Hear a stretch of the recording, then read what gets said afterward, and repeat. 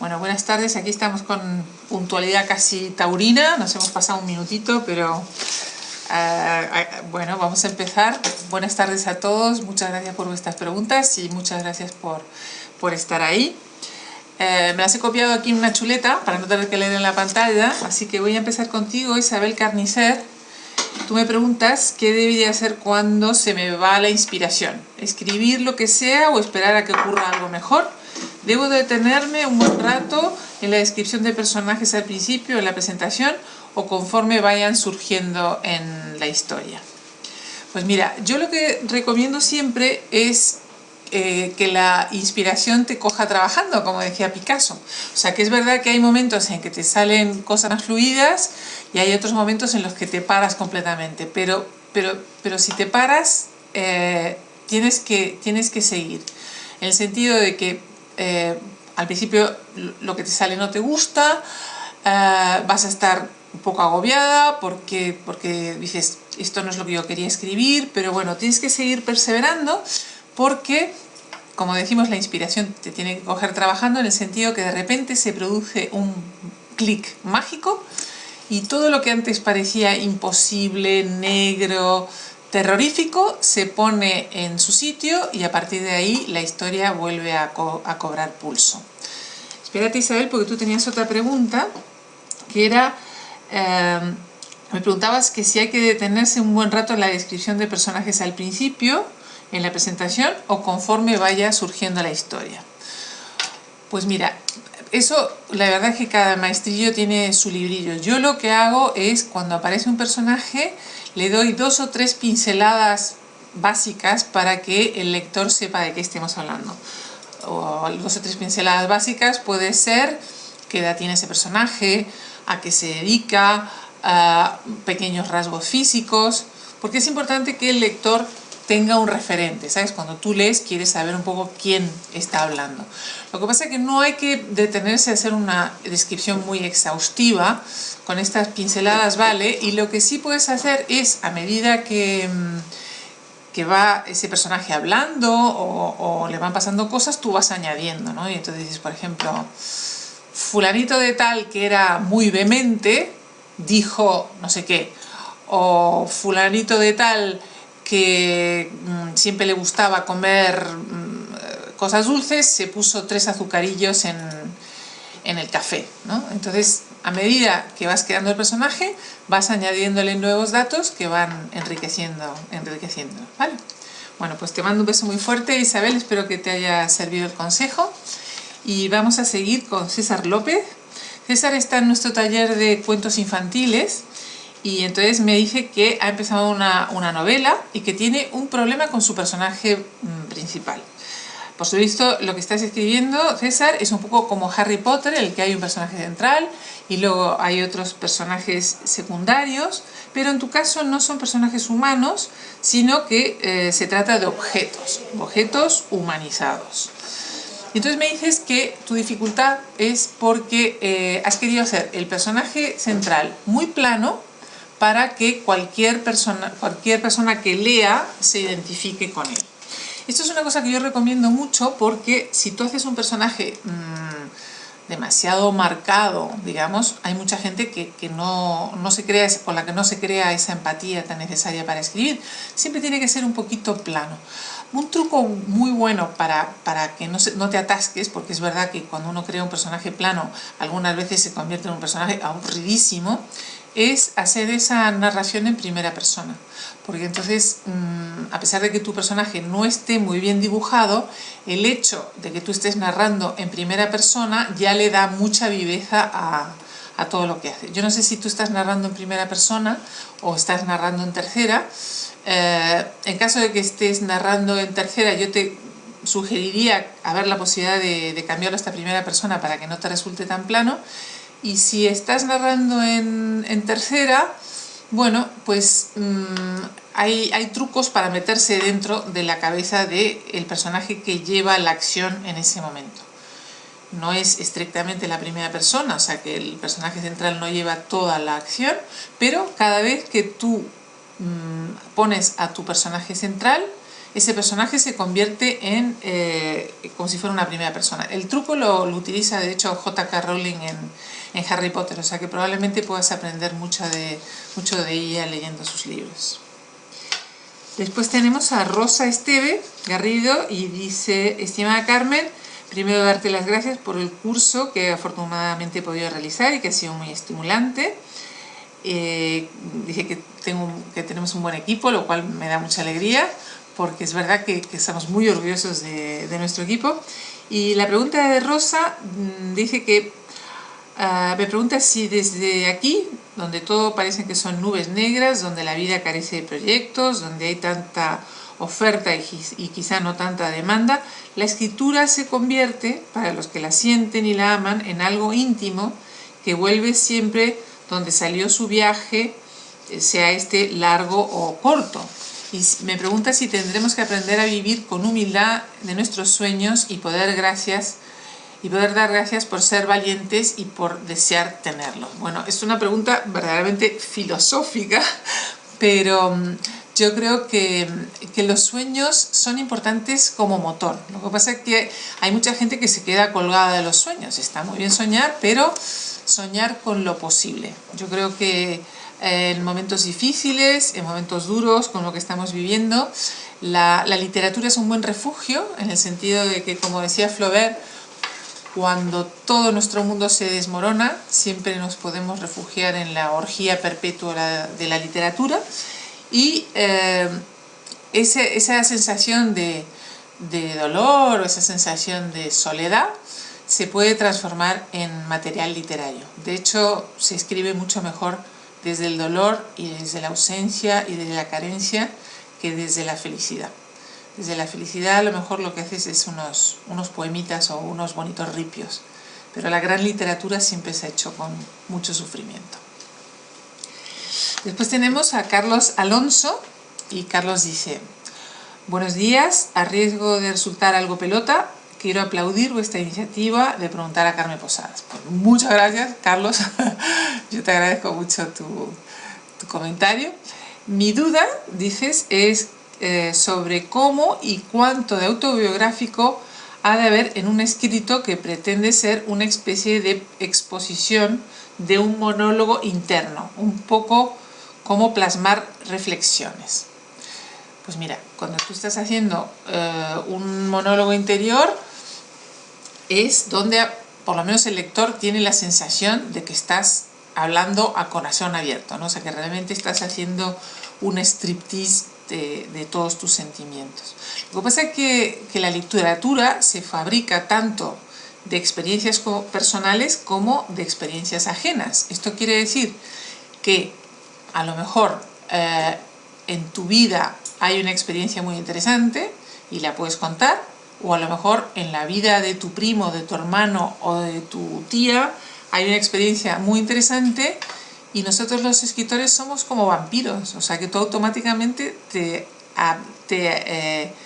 apropias de esa experiencia de tu tía, de tu primo y de tu amigo, y con toda la cara dura dices que es tuya, porque la literatura no tiene por qué ser veraz.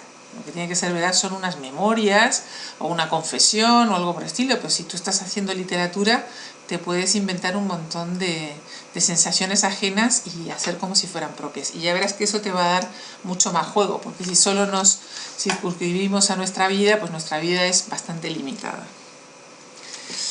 Y me preguntas que si me ha gustado tu pregunta. Sí, me ha gustado mucho, me parece muy interesante, Carlos, así que vamos con la próxima. Después tenemos a María José Asensio, y dice: hola Carmen, encantada de saludarte una vez más. Mi pregunta es la siguiente: ¿qué es lo que os ha motivado a ti y a Gervasio a crear una escuela de taller de escritura vía internet con toda la oferta que brindáis y que es muy amplia? Bueno, muchas gracias María José. Primero decirte que es un placer tenerte ahí, porque ya eres como una vieja amiga, has hecho con nosotros tantos cursos y creo que ahora estás haciendo el curso superior. Agradecerte también todos los comentarios que nos haces sobre este curso superior, porque como ya te he dicho alguna vez, es un curso que empieza, y entonces todo el feedback que recibamos y todo lo que tú nos puedas sugerir, y lo mismo se lo digo a todos los que están ahí escuchándome, para nosotros es de grandísima ayuda y nos va a servir para mejorar. Y entonces nos preguntabas que cómo se nos había ocurrido. Bueno, en realidad el culpable es Gervasio, porque él viene del mundo de la publicidad, o sea, antes de ser escritor se dedicaba a la publicidad, y entonces me dijo que por qué no montábamos esto, puesto que hay tanta gente interesada en el mundo de la literatura. Y bueno, nosotros estuvimos leyendo muchos cursos que había en distintos países, en Estados Unidos, en Inglaterra, un poco para ver qué es lo que estaban haciendo por ahí fuera, y después de leer mucho hemos elaborado este curso, tomando las ideas buenas que hemos visto por ahí y también incorporando cosas de nuestra propia cosecha. Yo siempre pienso que los escritores son un poco como los cocineros, que no te dan la receta completa, siempre se reservan un ingrediente que es el que hace que los platos estén más ricos y que no te lo cuentan. Y nosotros hemos querido hacer un poco una traición al gremio de los escritores y contar todos los trucos y todas las... se ha borrado, ¿eh? ¿Se apagó? ¿Estáis ahí? Ups. ¿Qué es eso?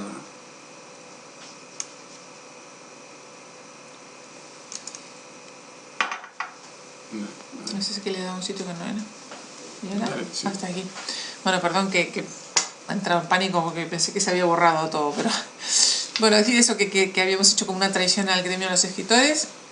Hemos contado todas las recetas, incluso las que normalmente no se cuentan, para que vosotros tengáis la mayor cantidad de elementos a vuestro servicio. Así que te mando un beso, María José. Y después tenemos a Diana García. ¿Cómo puedo saber si soy una buena escritora y cómo puedo saber si tengo talento para escribir? Bueno, Diana, esa es la gran pregunta, y supongo que te tranquilizará saber que ni siquiera los escritores consagrados, los premios Nobel, los escritores de bestsellers, ninguno de ellos jamás tiene la seguridad de ser un gran escritor y la tranquilidad de pensar que lo que están haciendo va a gustar a todo el mundo. Esto es un ejercicio de funambulismo, o sea, realmente estás todo el tiempo caminando por una cuerda floja sin re, o sea que esa incertidumbre la vas a tener siempre. Lo que pasa es que yo creo que esa incertidumbre es muy creativa, en el sentido de que te ayuda a buscar otra forma de expresión, a intentar acercarte más al lector, porque date cuenta que escribir es crear una complicidad con el lector. Es como si tú tuvieras enfrente a alguien al que quieres seducir, o sea, realmente tú quieres que esa persona se enamore de ti. Bueno, entonces lo que tienes que hacer es poner todos los ingredientes. ¿En qué consiste la seducción? Pues consiste en crear personajes cercanos que el lector se pueda identificar, hacer descripciones acertadas, que no quiere decir que te vas a enrollar explicándonos cómo es la puesta de sol, porque a estas alturas ya todos sabemos cómo es la puesta de sol, que vas a hacer diálogos amenos que lleven hacia adelante la acción y que al mismo tiempo refleje cómo son los personajes y cómo es su personalidad. Todas esas cosas es crear una complicidad con el lector. Y ese desasosiego que tú tienes de no saber si eres buena escritora o mala escritora te va a ayudar mucho a conseguirlo. Así que te mando un beso, Diana, y mucha suerte. Vamos ahora, a ver, espera un momentito, con Antonio de la Puente. Antonio dice, el taller, que también eres de nuestro taller, Antonio, y mi pregunta es, ¿en qué momento presientes que tu novela puede tener éxito? Me imagino que hay indicios que te llevan a esa sensación. Te pregunto esto porque como autora de éxito puedes darme algunas claves. Pues mira, Antonio, la verdad es que quedaría yo fenomenal si te contara una milonga y te dijera que sí, que en un momento dado, cuando estoy escribiendo, pues tengo un rayo divino que me dice, Carmen, esta novela va a ser un gran éxito. La verdad es que siempre tienes un poco esa duda. Te contesto un poco lo mismo que le decía a Diana. Esa incertidumbre, ese desasosiego, hace que tú hagas un esfuerzo todavía más grande por crear esa empatía, por crear esa complicidad con el lector.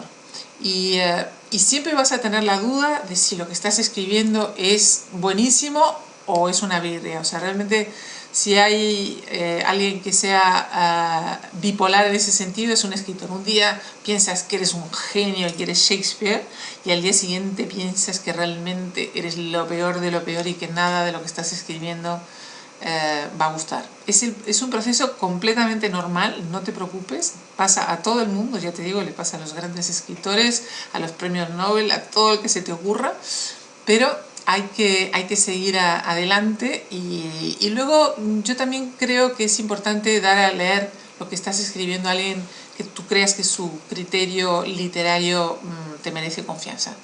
Y eso también te ayuda mucho, ¿no? Porque escribir es un acto muy solitario y de vez en cuando estos náufragos que somos nosotros los escritores necesitamos que alguien en esta isla desierta nos diga, bueno, lo que estás haciendo está muy bien y sigue adelante. Así que te mando un beso a ti también.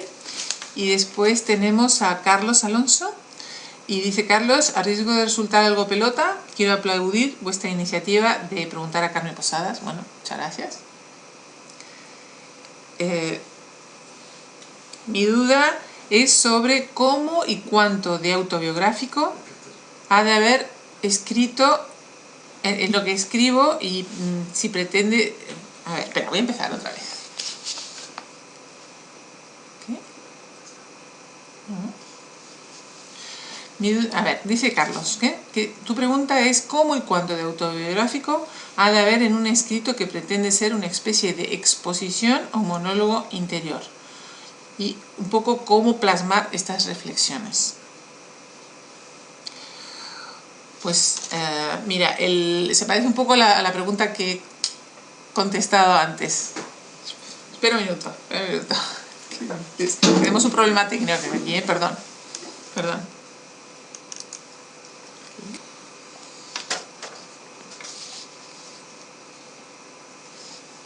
Bueno, perdona Carlos, te estaba contestando 2 veces porque pensé que era una pregunta un poquito distinta, pero no. Es la misma que te he contestado antes, o sea que voy a pasar a Jordi de Grot Ferrando, que desde hace tiempo me levanto todos los días 1 hora antes para poder dedicar un tiempo a escribir. Curso de escritura creativa, blog o novela, a las 6 de la mañana entre semana y a las 7:30 del fin de semana. El resto del día trabajo y me ocupo de mi familia hasta las 10 de la noche, en que ya puedo dedicarle un rato a mi mujer. ¿Con qué dificultades te has encontrado tú al inicio o en cualquier otro momento de tu vida a la hora de escribir? ¿Hubo un momento en que tuvieses que buscar tiempo a escondidas entre las manecillas del reloj? Yo creo que eso nos ha pasado a todos, es verdad, Jordi. No sé si tanto como tú, en el sentido de que nunca me tenía que levantar a las 6 de la mañana, pero sí lo hacía después de ocuparme de la casa, de mi marido, de mis hijos, porque es que además yo nunca le dije a nadie que escribía hasta que un día aparecí con el libro publicado, porque me daba un poco de vergüenza ser ese escritor que dice que está escribiendo una gran novela y que esa novela nunca sale adelante. Así que yo nunca confesé que estaba escribiendo, con lo cual lo tenía que hacer todo a escondidas. Y cuando por fin me aceptaron mi primer libro, entonces aparecí con el libro publicado y todo el mundo se llevó una sorpresa muy grande. Yo te animo mucho porque realmente, Jordi, el escribir así a ratos perdidos parece que no da buen resultado, pero ya vas a ver que todo lo que tú hagas y que trabajes, a pesar de que tienes que hacerlo a ratos muertos y todo lo demás, va a tener mucha coherencia, porque escribir, como decía antes, se hace mucho desde las dificultades, ¿no? Desde la felicidad se escribe poquito, se escribe mucho más desde la abnegación, desde el sacrificio y desde las dificultades. O sea que seguro que te va a salir una novela estupenda. Un abrazo muy fuerte para ti también, Jordi. Después tenemos a Fernando Vicente Peligros de la Cruz. Y dice: ¿qué le parece la prosa de Charles Bukowski? Soy escritor aficionado y me dicen que me parezco a él. Pues mira, tienes muchísima suerte, Fernando, porque primero es uno de los escritores que yo admiro. Es un escritor políticamente incorrecto, con una gran fuerza, con bueno, pues esa aureola de escritor maldito que siempre hace a alguien más interesante. Y si alguien te ha dicho que te pareces a Bukowski, yo creo que es el mejor piropo que te voy a haber hecho. Así que adelante, que seguro que vas a escribir cosas que valgan la pena. Bueno, le podemos a mi tocaya, Carmen Rosa de la Nuez. Dice: hola Carmen, tengo mucho texto escrito por mi padre en la guerra civil, desde las trincheras en el campo de batalla. Me gustaría saber si me pueden ayudar a desarrollar una novela. Pues depende un poco de lo que quieras hacer, Carmen. ¿Quieres escribir la novela tú o quieres que alguien la escriba por ti?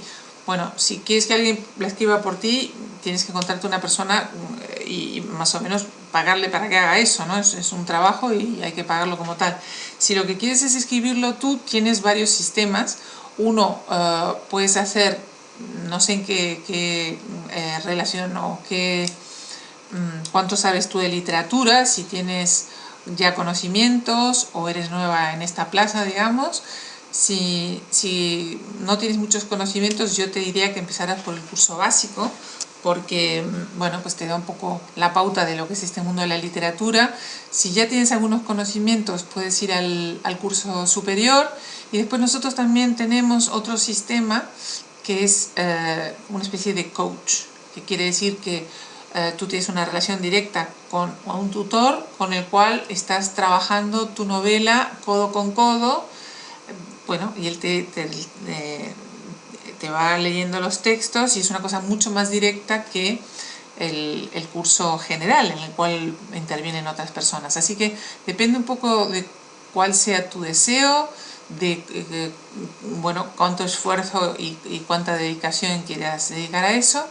Y la elección es tuya. O sea, hay material, porque me imagino que si tu padre ha escrito unas memorias de las trincheras, deben tener bueno, un fondo de realidad y de dolor muy importante, y entonces depende un poco cómo lo quieras tú enfocar, ¿vale? Así que un beso muy fuerte, tocaya. Después tenemos a Luis Mateo Asín. Dice: estimada Carmen, con tu permiso, en realidad sin él, me salto la formalidad de los protocolos y te tuteo. Obvio redactar el argumento por el cual los escritores y los lectores tenemos una ligación de difícil desatadura. Espero que mi pregunta no te moleste. Si bien sé que las decisiones de los jurados en los premios son secretos a toro pasado, creo que ya no perjudico a nadie. ¿Recuerdas la novela Amor no es filosofía? Si no la recuerdas, mal asunto. Si la recuerdas, ¿podrías comentarme si llegó lejos en las fases clasificatorias? No sé qué interpretación le daría el jurado a esta novela, pero yo creo que está cargada de buenas intenciones, como el hecho de haber inventado posiblemente una técnica, la de la modulación. Que yo sepa, si bien entre otros escritores se han insertado separadamente en una misma novela tanto la técnica del narrador en primera persona como el monólogo interior, en mi novela ambas se funden mediante esa técnica. Me encantaría conocerte en persona y en su defecto te deseo salud, suerte, bueno, y recibo un afectuoso saludo. Bueno, Luis Mateo, yo las novelas las recuerdo más por su contenido que por su título. O sea que te confieso que Amor no es filosofía, ahora mismo no recuerdo de qué se trata. También es verdad que soy jurado, aparte del Premio Planeta, de otros 7 u 8 premios a lo largo del año. O sea que yo, la cantidad de novelas y de cuentos que leo es enorme. Me acuerdo como digo, del contenido, pero los títulos es muy difícil que me acuerde de todo.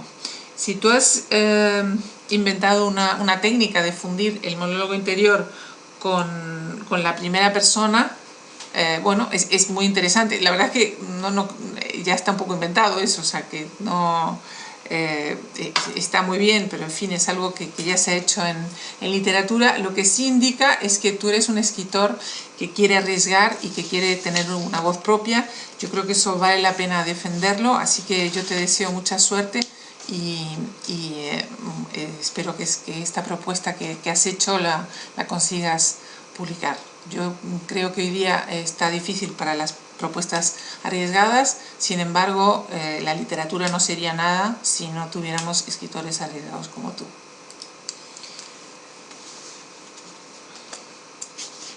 A ver.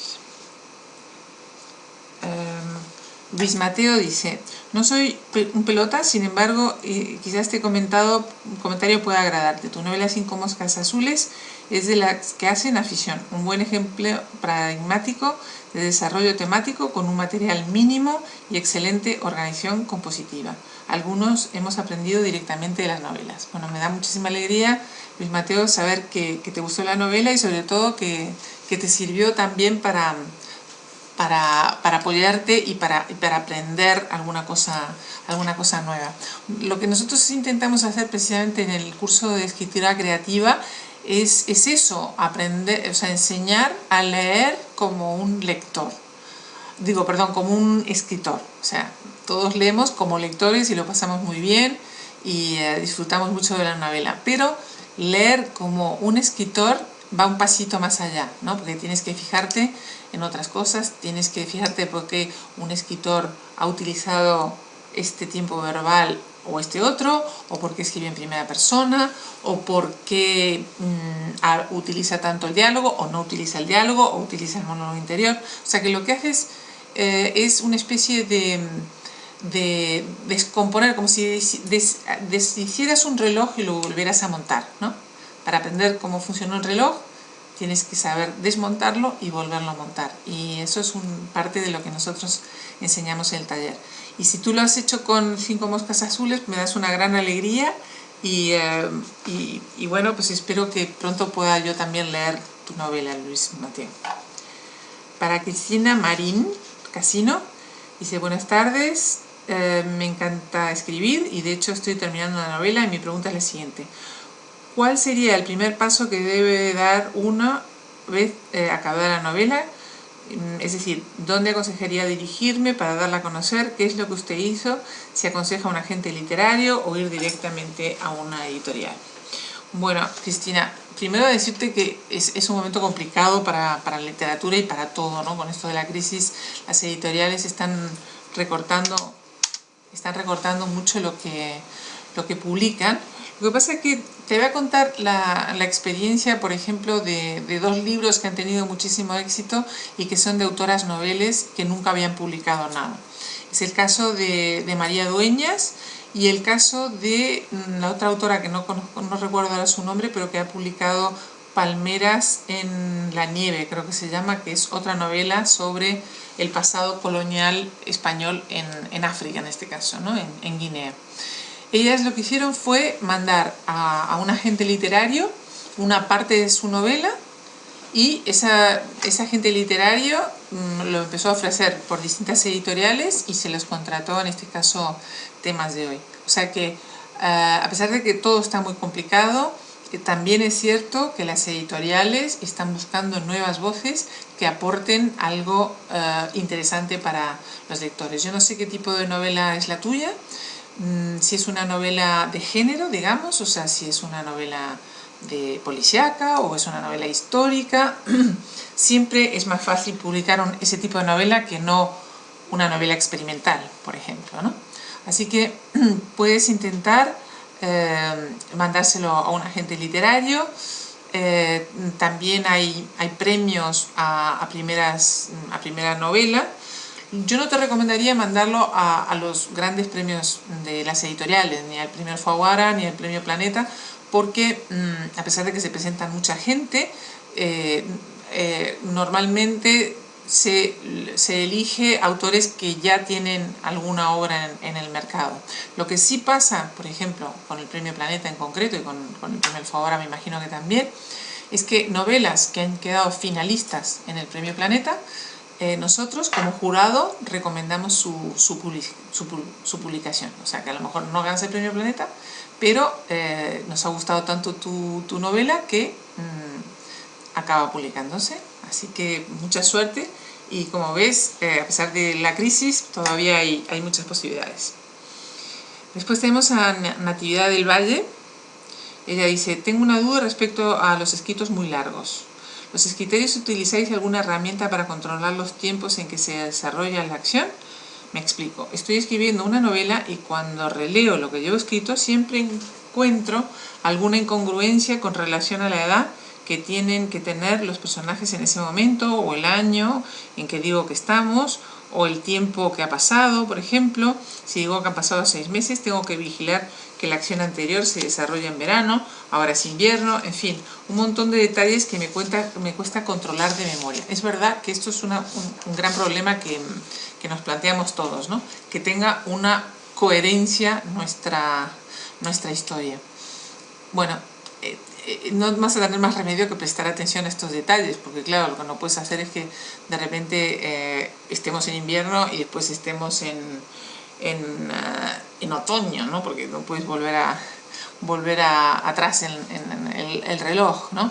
Pero tampoco te angusties mucho por pequeños detalles. O sea, a mí me ha pasado que mi personaje empezaba teniendo los ojos verdes y acababa teniendo los ojos grises.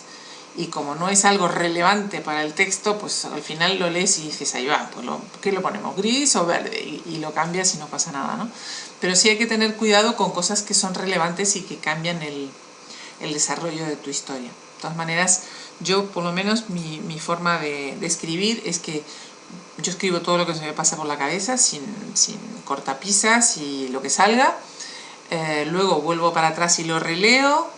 Y una vez que lo releo escribo un poquito más y luego vuelvo para atrás, o sea que yo por lo menos estoy todo el tiempo corrigiendo, con lo cual hay cantidad de gazapos de estos que los puedo solucionar. Así que mucha suerte y después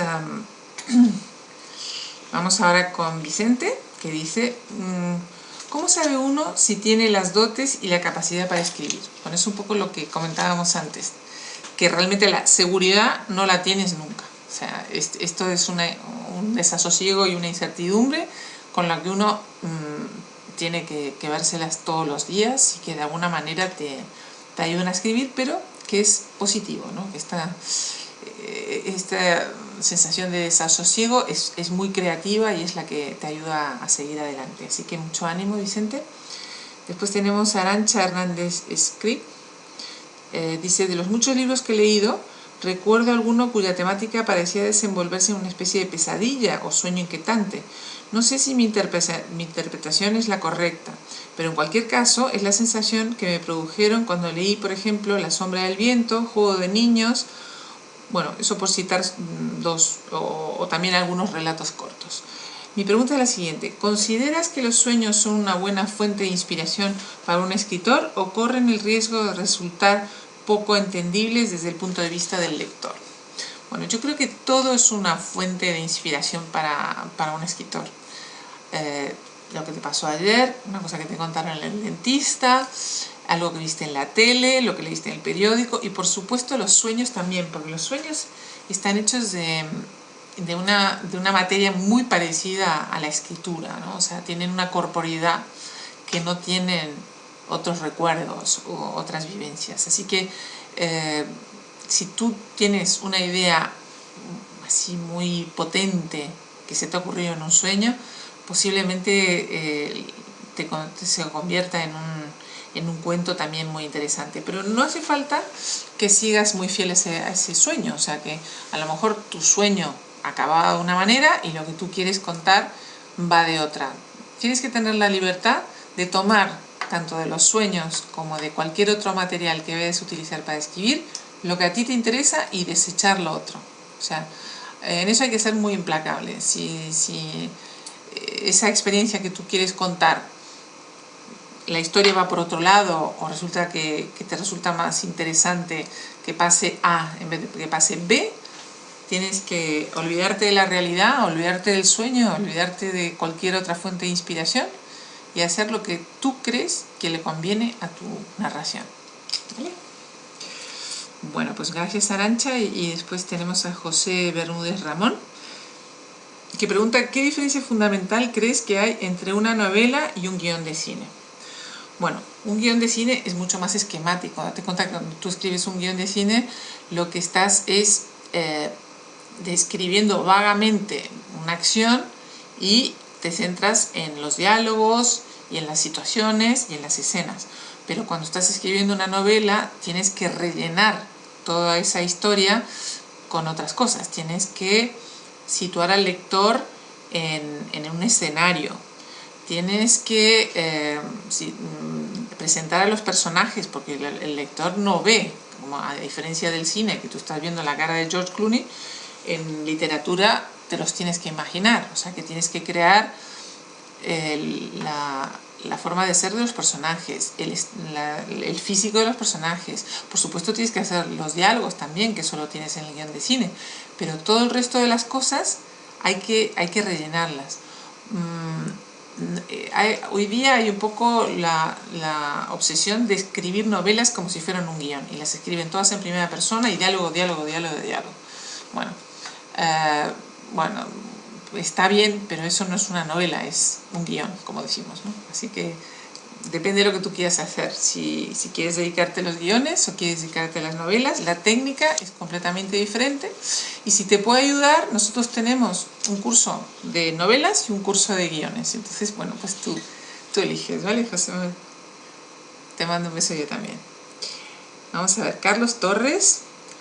Intentaré plantear la pregunta así, como científico y artista que me siento, en el arte, incluso la pintura y la escritura y todo lo que tiene en común la belleza. Entonces, si el matemático Escher plasmó la belleza de las matemáticas del infinito, por ejemplo, en sus grabados y pinturas, relacionando arte y ciencia, aunque se relacionan de más formas en la naturaleza misma, como fractales atractores. Mi pregunta es, oh Dios mío, esta no te la voy a saber contestar, pero bueno, ¿de qué forma interactuarán la ciencia y la literatura para crear belleza aparte de los rigurosos teoremas? Pues me has pillado, Carlos, porque soy una catástrofe en matemáticas, y lo único que te puedo decir es que así a bote pronto el paralelismo que se me ocurre entre la literatura y las matemáticas es que una buena novela tiene que funcionar como un aparato perfecto en el que no sobra nada ni falta nada tampoco, ¿no? Y entonces, cuanto más perfecto sea este aparato, en el sentido de que todo encaja,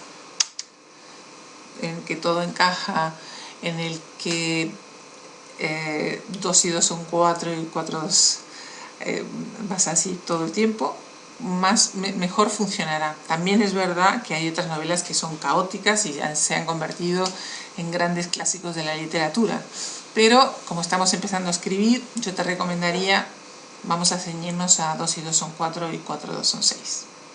Gracias. Después tenemos a Lu Conde.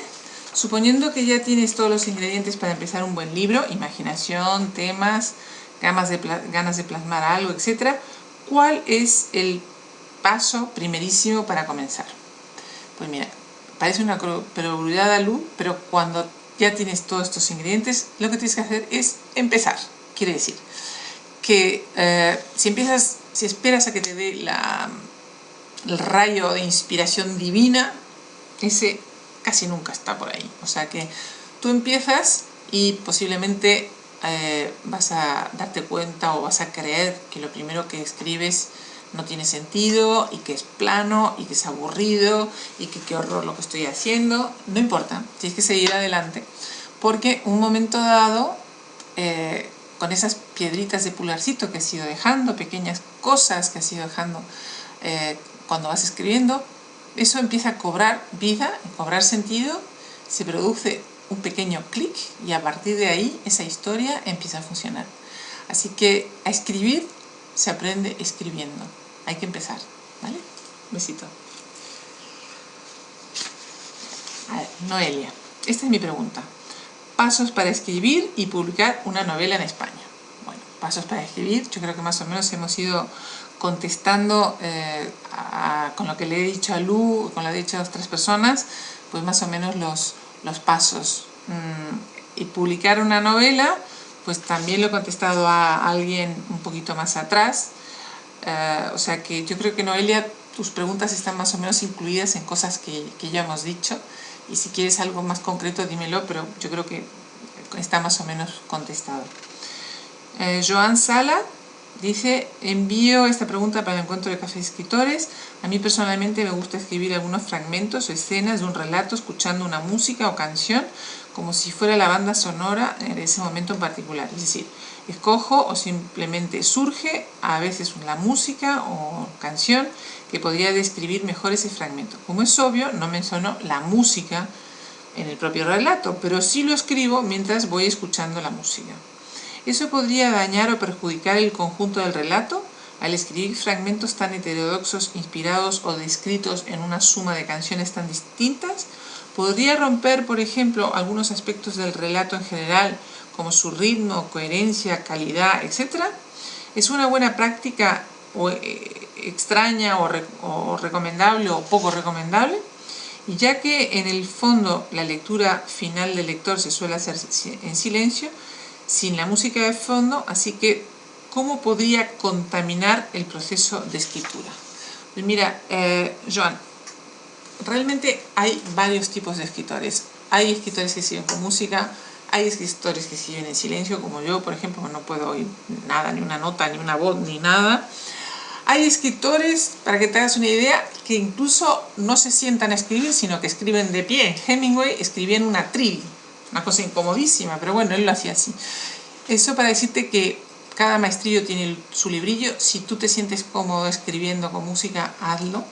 Lo que sí te recomiendo es adaptar la música a un poco lo que tú quieras escribir, en el sentido de que si lo que vas a escribir es una escena trepidante de una persecución de un Ferrari a, yo qué sé, a un Maserati, pues no te pongas el Requiem, porque es que entonces te va a bajar el ritmo, ¿no? O sea, si vas a describir una persecución, pues te pones una música más trepidante, y si lo que vas a escribir es una escena lenta, morosa, en la que quieres recrearte en cada detalle, pues te pones una música más lenta, ¿no?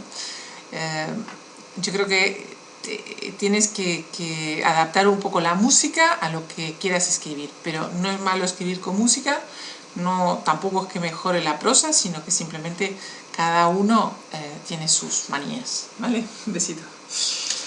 Juan Carlos Castro González. Buenas tardes, soy Juan Carlos Castro.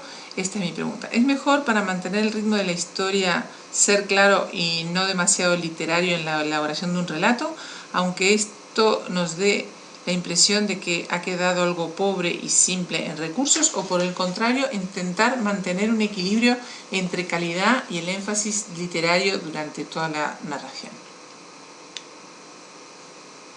Pues mira, José Carlos, lo que acabas de decir es muy interesante, porque es la diferencia entre una buena novela y una novela popular. En una novela popular, el autor pone mucha atención a la acción y está contando cosas todo el tiempo y no deja que el ritmo decaiga y no se detiene en descripciones y diálogo y acción. En cambio, una novela más literaria va a tener también diálogo, va a tener también acción, pero se detiene más en los detalles, en las descripciones, en la introspección psicológica. Entonces depende un poco de qué tipo de novela quieras hacer. ¿Quieres hacer una novela popular, un bestseller, o quieres hacer una buena novela que tenga más fondo y más contenido? Hay muy pocos autores que consiguen hacer las dos cosas, hacer una novela popular que tenga también otra segunda lectura en la que se presta atención a la psicología de los personajes, a la sátira social. Para mí el maestro es Dickens, ¿no? Que podía interesar tanto a un público popular que moría por sus historias y que se causaban tumultos a la puerta de las editoriales para ver cuándo salía el próximo ejemplar de sus novelas, y al mismo tiempo tenía el aplauso del público intelectual. Así que yo te recomiendo que leas a Dickens, porque te va a enseñar mucho ese buen equilibrio entre lo que tú me estás planteando. Así que mucha suerte, José Carlos, la verdad es que te va a encantar además. Tenemos a Julia Karashaya. Ella dice: me gusta saber su opinión sobre cómo se decide la estructura de una novela. Sé quién va a protagonizar y las ideas que conlleva cada personaje, pero no me decido qué pilares poner para componer la historia en sí. Pues sí, eso es una decisión bastante compleja, pero si tienes al protagonista, muchas veces el propio protagonista es el que te marca qué estructura va a tener. Va a ser una novela, lo primero que tienes que pensar es, va a ser una novela en primera persona, en segunda persona, puedes combinar las dos cosas, puede ser una parte que la narra en primera persona a alguien y luego la puede narrar en segunda persona a otra, o puedes añadir un narrador omnisciente. En realidad yo creo que no hay que complicarse mucho con la estructura al principio porque te puedes bloquear. O sea, que tú empiezas y a ver qué sale. Y una vez que tengas, yo que sé, 20 páginas, vas a decir, pues mira, voy por buen camino, o vas a decir, no, en la estructura me conviene más tal cosa, o mejor primera persona, o en vez de hacerlo como un monólogo, lo voy a hacer como una narración normal. O sea, y lo mismo pasa con la estructura. O sea, realmente tienes que empezar para ver si te conviene ese marco que tú le quieres dar a tu historia. Lo único que vas a perder son 20 paginitas, pero realmente vale la pena. Después tenemos a Luis Jiménez Llanos.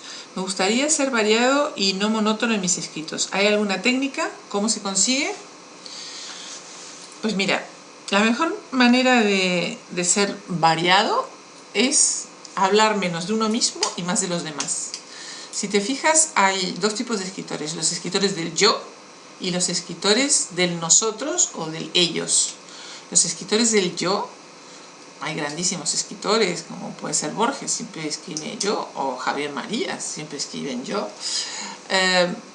Corre el peligro de repetirse, porque al fin y al cabo ellos son ellos siempre, ¿no? Entonces es un punto de vista muy concreto que puede ser interesantísimo, inteligentísimo, todo lo que tú quieras, pero siempre es un punto de vista.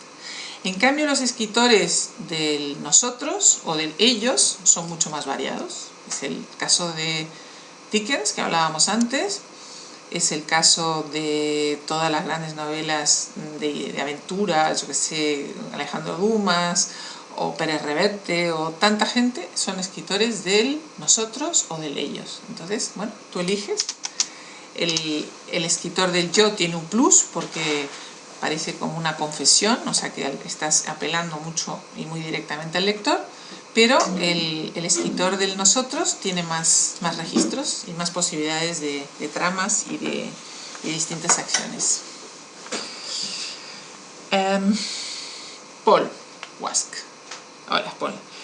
Me preguntas que cómo encontraste la editorial que te editó tu primer libro. Bueno, yo empecé escribiendo literatura infantil, que tiene truco, porque si, a diferencia de la literatura de adultos, en la que hay como una especie de pescadilla que se muerde la cola de no me conocen, no me publican, no me publican, no me conocen, en la literatura infantil lo importante es el texto, y da igual quién lo haya escrito. Si te fijas, esto pasa incluso en las novelas o en las obras de los grandes escritores. Todo el mundo conoce a Pinocho, pero nadie se acuerda muy bien de quién lo escribió, o todo el mundo conoce a Heidi, o incluso Harry Potter. Todos hablamos de Harry Potter, pero yo desde luego no sé qué quiere decir JK, no sé qué quiere decir las iniciales de la señora Rowling, no es tan conocida como su propio personaje, ¿eh?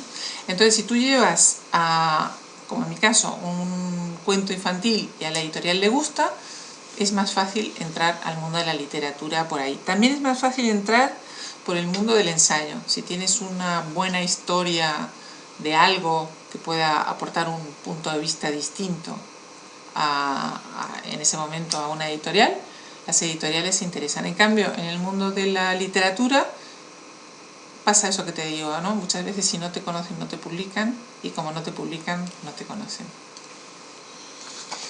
Después tenemos a Julia Martínez. Dice Julia: uno de mis proyectos más queridos es escribir un libro. Desde muy pequeña me apasiona leer, tanto que cuando tenía 2 o 3 años mis padres me leían cuentos con sus comas y puntos aparte. Como sabía que me gustaba tanto, ponía todo su entusiasmo, así que no se me ha pasado por alto ni los signos de exclamación. Cuando llegaba a las visitas yo repetía al pie de la letra, todos se asombraban de un bebé casi supiera leer. Bueno, pues ahora que ya sí sé leer, me gustaría muchísimo escribir mi propio libro. He participado en los relatos cortos y aunque puse el corazón me faltó técnica, por ello quiero hacer una pregunta entre las miles que se me ocurren. Y es, ¿cómo tengo que dar forma a lo que hay en mi cabeza para hacerlo un libro y que enganche desde el principio y enamore hasta el final?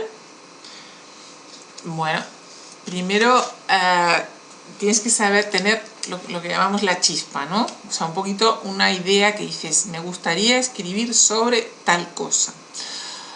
Yo siempre digo que hay una forma bastante buena de encontrar esa chispa y es cuando tú te haces esta pregunta, ¿qué pasaría si?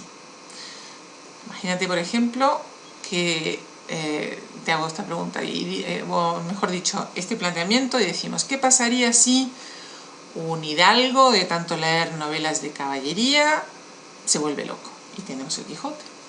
¿O qué pasaría si un probo funcionario en Checoslovaquia resulta que un día se despierta convertido en un insecto? Y tenemos la metamorfosis de Kafka. Casi todas las estructuras de cuentos o de novelas empiezan con un ¿qué pasaría si? O sea que si tú tienes un ¿qué pasaría si?, siéntate delante del papel o delante de la pantalla del ordenador y empieza a escribir, como le decía antes a muchos otros amigos nuestros, a escribir se empieza escribiendo. Empieza y a ver qué sale.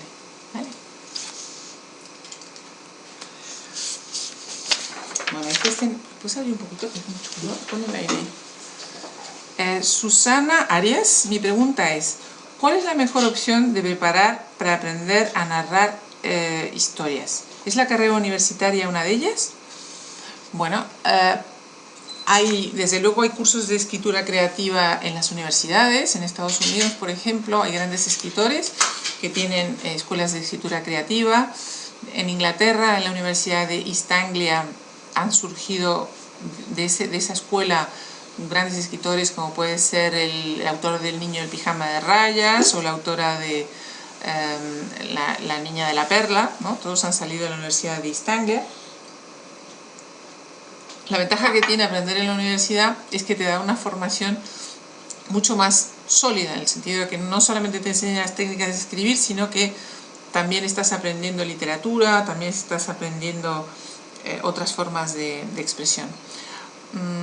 Yo nunca he ido a la universidad, o sea que también se puede llegar a ser un escritor sin pasar por ella. Lo que sí tienes que ser es un gran lector. O sea, la universidad de los escritores es leer. Es la única universidad o la más importante, digamos. Después tenemos a Serafín Sánchez. Llevo años intentando publicar, pero las editoriales rechazan mis manuscritos. ¿Podría dar algún consejo? ¿Me podría orientar sobre la forma de publicar alguno de mis libros? Bueno, aparte de las que ya hemos mencionado antes, Serafín, yo añadiría la gran ventaja que hay con Internet hoy día, ¿no? En este momento hay una novela en Estados Unidos que se llama 50 sombras de Grey, que se han convertido en el libro más vendido de la historia. O sea, más que la Biblia, más que Harry Potter, más que Agatha Christie, más que nadie. Y una novela que su autora colgó en la red y empezó a tener descargas gratis. Y más adelante una editorial, La Avispada, dijo, mira, aquí debe haber algún fenómeno, la ha publicado y se ha convertido en este éxito monstruoso.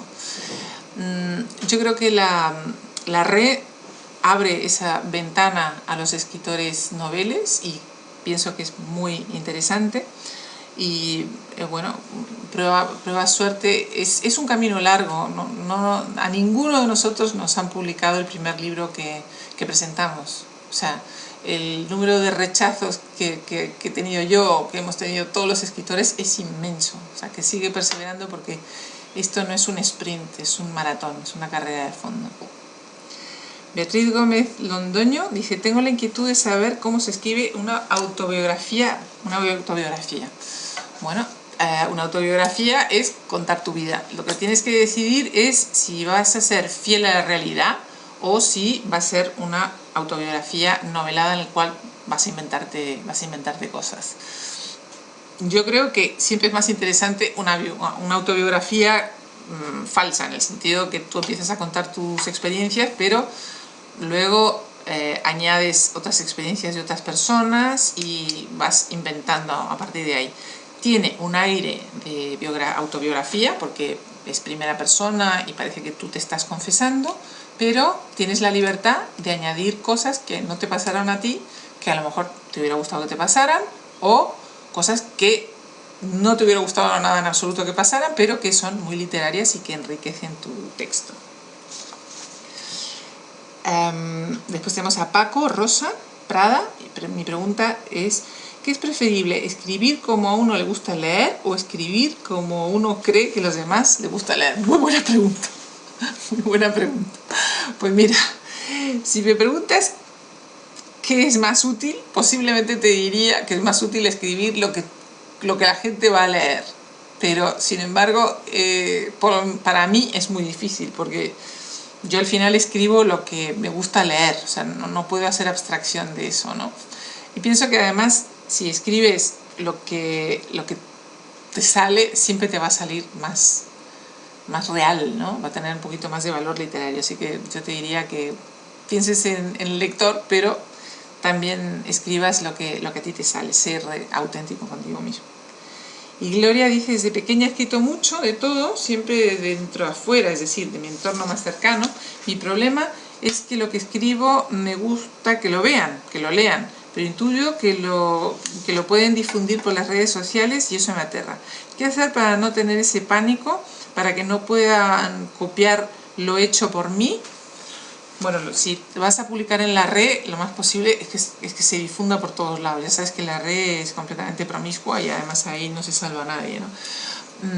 Si lo que te resulta es difícil confesarte, porque confesarse es un poco como hacer striptease y desnudarse en público da mucha vergüenza, hay un truco muy bueno que es contar lo que tú quieres contar, pero poniéndolo en un personaje muy ajeno a ti, ¿no? O sea, vas a contar algo muy íntimo tuyo, algo que realmente te duele y que te causa desasosiego, y lo pones en boca de una niña de 15 años o de un viejo de 80, y eso te ayuda mucho a liberarte y, por otro lado, conservas esa frescura de estar narrando una experiencia real. Después está Adela Mendiola. Dice: me gustaría saber cómo podemos adivinar qué idea de tantas que aparecen en una noche estrellada de nuestra creatividad es, en potencia, una buena historia. Pues es verdad, Adela, porque por la noche todas las historias parecen extraordinarias, y cuando te levantas por la mañana dices: ahí va, pero qué era aquello tan bueno que hoy día me parece una tontería. Bueno, yo creo que una buena forma de averiguarlo es esa historia que cuando amaneces al día siguiente sigue en tu cabeza y sigue creciendo de alguna manera. Entonces tú juega con esa idea, dale unas cuantas vueltas, y cuando la tengas un poquito más madura empiezas a escribir. Y como le decía antes a todos nuestros amigos, a escribir se empieza escribiendo.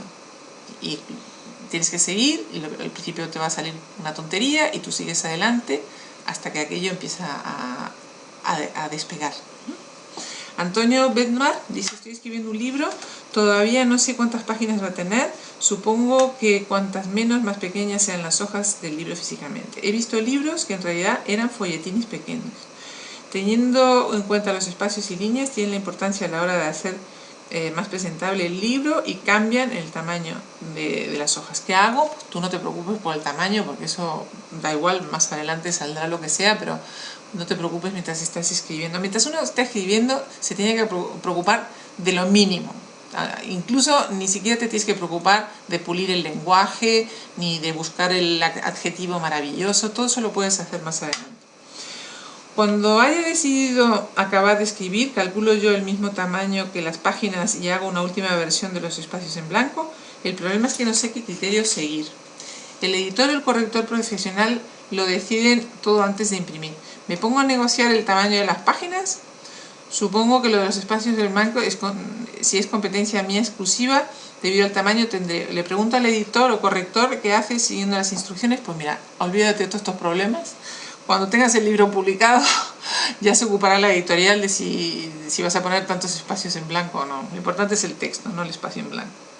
Gabriela Aura dice: estimada amiga, termino de realizar el taller de escritura creativa y he de decir que me ha servido para recuperar las ganas de seguir escribiendo. Si bien me queda claro que esto es una gran disciplina que debe llevarse a cabo metódicamente, bien sea a diario o según el tiempo que disponga cada uno. Mi problema es que no parto de una estructura, al igual que muchos escritores. Entonces las hojas van saliendo y las situaciones se van sucediendo sin patrón prefijado. Todo esto llega a un momento en que se encausa hacia un final y da por concluida la obra. Ahora bien, soy consciente de que todo lo escrito no es bueno, pero como autor, ¿qué se puede hacer para saber qué quitar de una obra? A fin de cuentas, tú la has concebido de ese modo y es por algo. ¿Hay quien puede asesorarnos en este duro trabajo? ¿Cómo saber si tu historia tiene posibilidades en el mercado? Pues mira, es una buena pregunta. Es verdad que uno no es juez de lo que ha escrito y tienes muy poca distancia con el texto, o sea que muchas veces te ayuda el dárselo a leer a una persona de tu confianza, alguien que sepa de literatura y que además que tenga una sensibilidad parecida a la tuya. No sirve de nada dárselo a un grandísimo experto en literatura que es o muy formalista y tú resulta que eres más imaginativa, o una persona muy imaginativa cuando tú eres muy formalista. Tiene que ser alguien que tenga una forma de pensar parecida a ti y te va a ayudar mucho y te va a solucionar este problema. Juan José Gracia dice: estoy apuntado en el taller de escritura superior y estoy siguiendo con toda ilusión el mundo con toda la visión del mundo. Generalmente no tengo ningún problema a la hora de tener la chispa, la idea, elijo el tema del que quiero escribir, escojo los personajes y hacer un breve argumento de la historia. Pero donde tengo dificultad, donde siempre me quedo atascado, bloqueado durante tiempo, es en el desarrollo de la idea, en montar en largo la trama, es decir, la sucesión de acciones, capítulos, escenas. Es el desarrollo extenso y pormenorizado de los sucesos que protagonizan las intervenciones en la acción, lo que ocurre en cada momento de la historia, que de forma muy breve he planteado en un principio del argumento. ¿Existe alguna técnica o truco literario para vencer estos bloqueos? El papel en blanco después de dibujar un esquema primero a la futura obra. ¿Cómo se logra ver lo que sucede en cada página del desarrollo de la novela? Gracias de antemano por su dedicación y espero ansioso la respuesta que me pueda ayudar. Pues mira, es una buena pregunta y muy complicada esta que tú dices, Juan José, porque hay unas escenas que o se quedan demasiado largas o son demasiado cortas y tienes la sensación de que no funcionan de alguna manera. Yo lo que te digo es que hay muchas formas de escribir. Hay gente que hace esquemas, me parece que tú eres de los que hace esquemas y luego va rellenando las escenas. Entonces, yo que tú hacía como una primera versión de todo el libro y después se lo daría a leer a alguien. Es un poco lo que hablábamos antes de esa gente que tiene un coach, ¿no?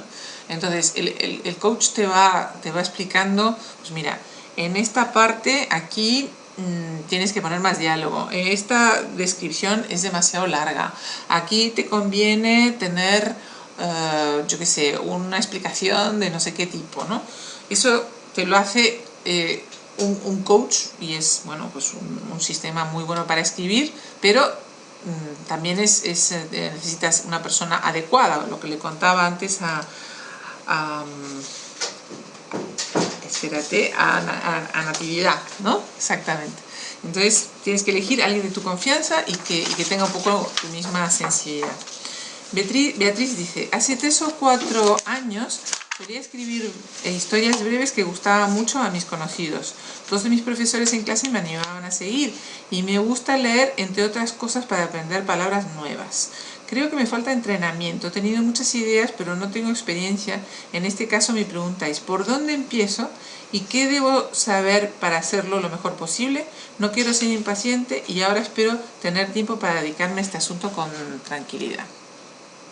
Pues mira, más o menos te voy a contestar, Beatriz, lo que he dicho antes. Hay que empezar y ver, porque el libro es como un monstruo que se va creando él solo y se va ajustando. Y al principio todo es un poco deslavazado hasta que empieza a tener tono.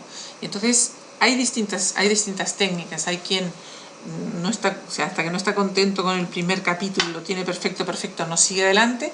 Y hay otra gente que escribe todo en bruto y luego va corrigiendo capítulo por capítulo. Depende un poco de tu forma de ser. Yo, por ejemplo, soy más de escribir en bruto y luego ir para atrás, reescribir y seguir un poquito para adelante. Pero tienes que adaptarlo a tu forma de ser. Tienes que encontrar tu truco, y para eso lo único que puedes hacer es prueba, error. Soledad Trianes dice: Carmen, encantada de saludarte, estoy haciendo mi segundo taller de escritura, contentísima por cierto, y alguna vez se ha hablado de las modas en los temas o en las formas de escribir hoy en día. ¿Crees que debemos intentar escribir adaptándonos a las nuevas tendencias en lo posible, o por el contrario debemos seguir nuestro propio instinto y escribir lo que queramos, lo que nuestros sentimientos nos dicten, sin pensar en que estamos haciendo literatura anticuada o más clásica? Pues mira, esta es la eterna pregunta, porque por un lado, si escribimos es para que nos lean, o sea que no puedes hacer una cosa que esté completamente en contra de la sensibilidad del momento, pero por otro lado tampoco puedes escribir nada que esté en contra de tu propia sensibilidad, ¿no? Entonces tienes que elegir una cosa intermedia. Puedes decir, bueno, muy bien, los libros que ahora gustan son, yo qué sé, más fáciles y todos tienen un final feliz, y además los personajes son un poco planos, en el sentido que los buenos son muy buenos y los malos son más malos. Es un poco lo que está pasando en la literatura actual, ¿no? Que estamos viviendo esa fase. Dentro de eso, ¿soy capaz yo de hacer este tipo de novela tan plana o quiero ser un poco más ambiciosa? Es una decisión tuya y lo que tú te sientas más cómodo a hacer. Muchas veces hay que hacer un compromiso entre ambas cosas, ¿no? Lo que a ti te gusta y lo que le gusta a los demás. Tenemos a Rosa María de Mena. Hola, he sido alumna del taller y ahora estoy buscando el mejor momento para continuar en el nivel avanzado, porque me gustan muchísimo, especialmente los tutores María Ángeles y Gaspar. Mi pregunta es: si consideramos que la literatura es una manera de sacar de sus castillas al lector, hacerle atravesar la realidad para perseguir una explicación al conflicto que se les plantea, ¿cómo harías para que un personaje como la maga de Cortázar regresara al lector con un movimiento de péndulo para situarlo en un nivel más superior de la rayuela? Dicho de otro modo, ¿cuál sería para ti esa piedrita a la que el lector pudiera dar un puntapié para ascender en su relato? Bueno, me encanta esta pregunta. Le voy a cantar a María Ángeles, que ya sabes que es gran devota de Cortázar. ¿Cómo podemos hacer para que esa piedrita que el lector siga adelante con el relato? Pues mira, todas las piedritas esas que tú vas dejando, y lo vamos a aclarar para el resto que estéis escuchando, que a lo mejor no sabéis qué es esto, es que decimos en nuestro curso que a lo largo de una novela siempre vas dejando una piedrita de pulgarcito, que es una pequeña pista que luego cobra sentido más adelante. Esas piedritas muchas veces encajan solas. Esto parece magia, pero es así. O sea, tú dejas una piedrita y no sabes por qué, pero ahí se queda. Y como tanto tu relato tiene una coherencia interna, como tú también tienes una parte intuitiva, que la literatura tiene mucho intuitivo, escribir tiene muchísimo de intuitivo, ya vas a ver como mágicamente, más adelante, esa piedrita que tú has dejado en la página 50 es una clave, o bien para la resolución del libro, o para un giro en la trama. Es curioso porque es así. Tú confía mucho en tu instinto porque la literatura tiene muchísimo de eso. Después tenemos a Eva Jimen.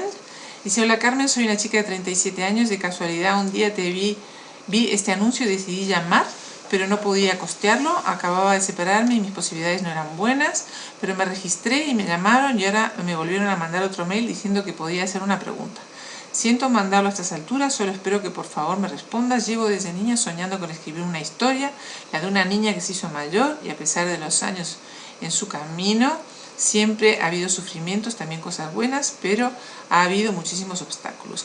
Carmen, me encantaría escribir la historia de mi vida y la pregunta es si yo escribiera un libro, ¿hay alguna posibilidad de que el libro de mi vida saliera algún día al exterior? Yo no quiero solo escribir un libro para mí, también que le gusta al público.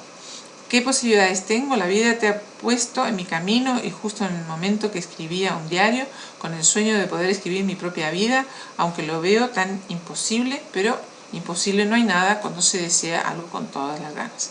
Sueño con un libro publicado, imagino los personajes, como tú, Luis, empezaste algo y ayúdame por favor a conseguir mis sueños.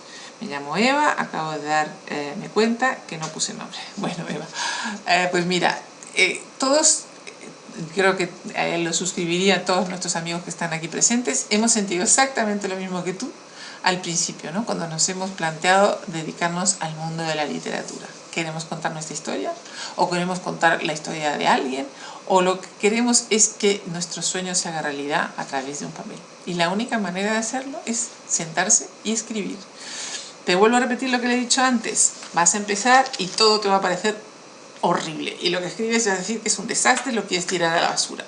No lo hagas, sigue un poquito más y ya verás como en un momento dado se produce ese clic mágico y es ahí donde empieza realmente a confeccionarse tu historia, la que tú quieres contar.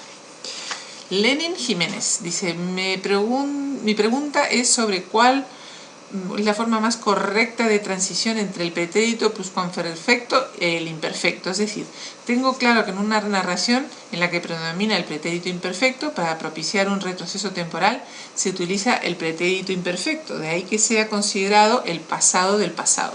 Pero ¿qué ocurre si en este intervalo es tan extenso como por ejemplo un recuerdo que requiere ser significado, que la propia narración te obligue sin necesidad de regresar aún al primer plano temporal a retomar el pretérito imperfecto?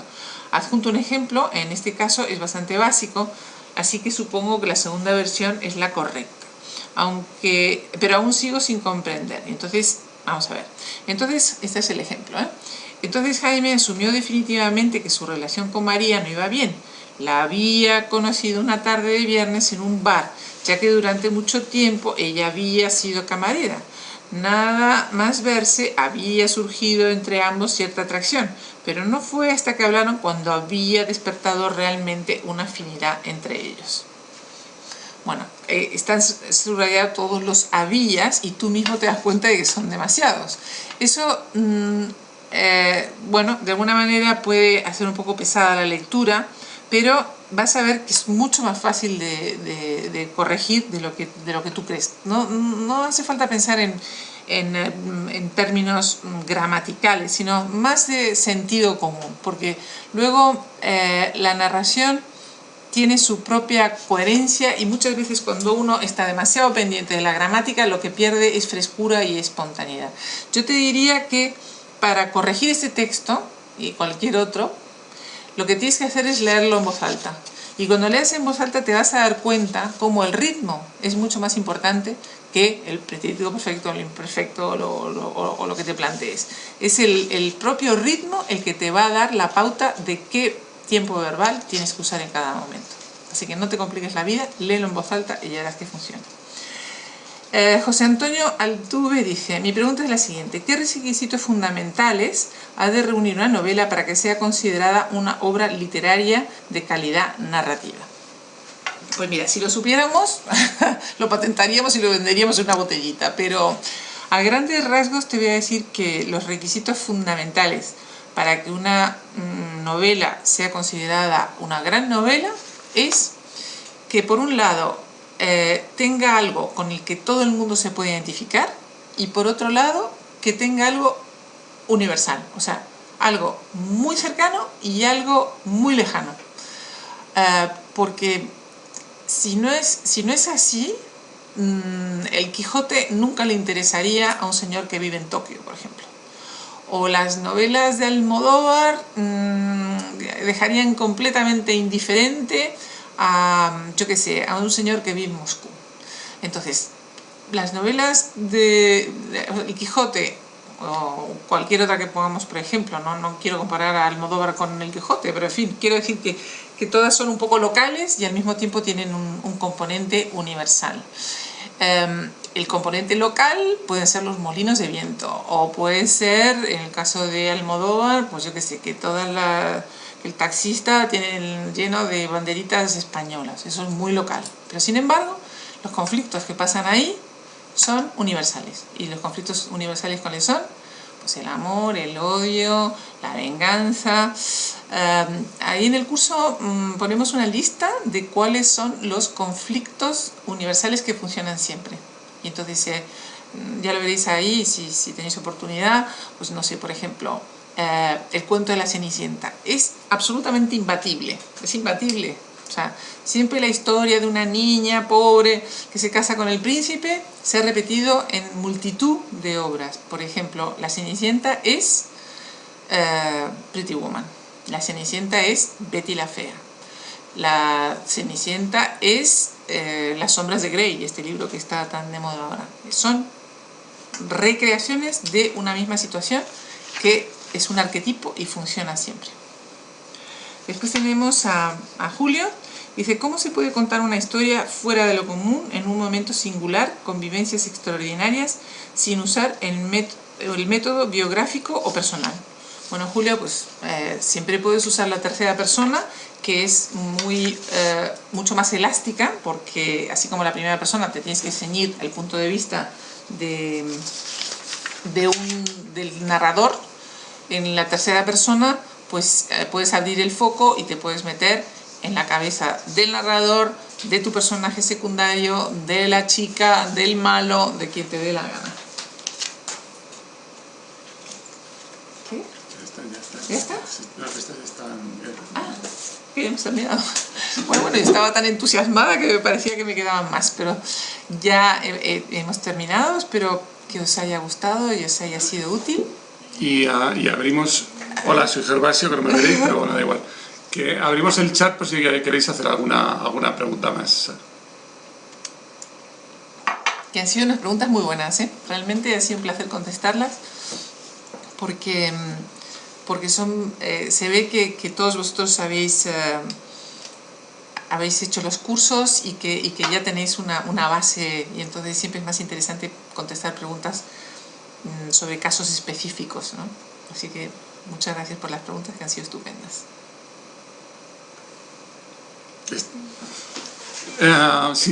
Insisto que si queréis hacer alguna pregunta más, tenemos el chat abierto durante unos minutos. Y a ver. No se me ha quedado ninguna por ahí en el tintero, ¿no? Creo que no. ¿No? No, estas son repetidas. ¿Sí? Vale.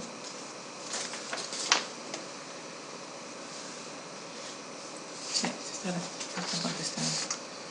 Sí.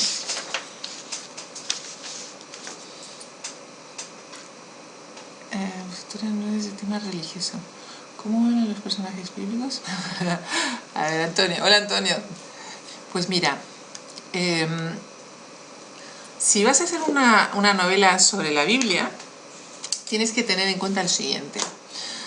Tú vas a hablar de personajes bíblicos, pero la forma de hablar de tus personajes no puede ser exactamente como hablan en la Biblia. Tiene que ser un poco inspirado en cómo hablan en la Biblia, pero adaptado para que el lector no le resulte muy tedioso leer tu novela, ¿sabes? Tienes que dar unas pinceladas para que parezca que Abraham habla como Abraham, pero en el fondo tiene que ser un poco más ágil, porque si tú, ya sea un personaje bíblico o un romano o lo que te dé la gana, vas a ponerlo en tu novela, si lo haces estrictamente como es en la realidad, va a resultar muy pesado. Tienes que poner un aroma, o sea, si esto fuera la cocina, ¿sí? Si estamos hablando de cocina, tiene que tener un aroma a la Biblia, pero no toda la receta de lo que se usaba en la época de la Biblia, porque seguramente causaría una indigestión. No sé si tenéis alguna pregunta más. Creo que estaba... A ver, Estaba por ahí Nemea, que quería hacer una pregunta. Y...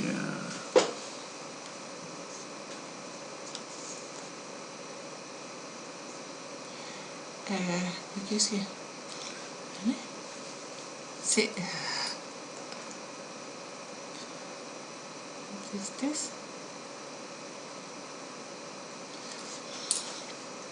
Bueno, Nemea, tú me dices que quieres escribir una autobiografía, pero si las cosas son muy tristes no quieres deprimir al lector. Pues mira, tienes toda la razón. Tienes que hacer algo que por un lado no deprima, pero que sí emocione al lector. Y las cosas tristes hay muchas formas de contarlas. Puedes hacerlo de una manera deprimente, que el lector dice, ay no, me tengo un nudo en la garganta, ya no puedo leer más y lo voy a dejar. O puedes hacerlo de una manera mezclándolo con otras partes divertidas. En este curso hablamos de lo que se llama el alivio cómico. Esto es algo que se utiliza sobre todo en el teatro, y Shakespeare era un grandísimo experto en esto del alivio cómico. Quiere decir que después de una escena de esas que te deja con el corazón en un puño, él pone otra escena graciosa, ¿no? Entonces cambia el ritmo, porque lo que no puedes tener es a tu lector perpetuamente acongojado, ¿no? O sea, después de esa escena terrible que tú quieres narrar, y que es fenomenal que la narres porque la literatura está hecha de eso, tienes que darle un respiro y cambiar de tono, ¿no? El ritmo es muy importante en la literatura. Después tenemos a William Rodríguez. Hola, un gustazo de disfrutar de la conferencia, consejos y trucos a la hora de escribir. Estoy escribiendo mi primera novela basada en una historia real de mi país y mis dudas son referente a la confirmación de persona. Ahí me he perdido. Y mis dudas son referentes, es decir, las características de los personajes.